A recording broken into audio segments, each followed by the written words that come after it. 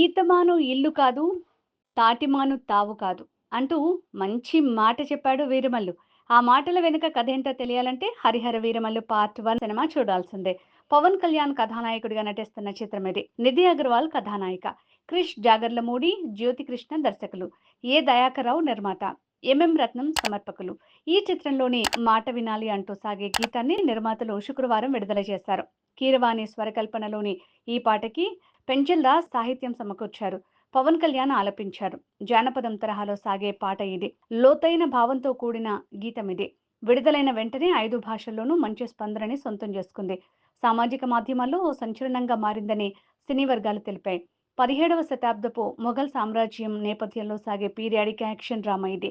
అన్యాయంపై పోరాడే ఓ యోధుడిగా పవన్ కళ్యాణ్ నటిస్తున్నారు. 5 భాషల్లో రూపొందుతున్న ఈ సినిమా మార్చి 28న ప్రేక్షకుల ముందుకు రానుంది.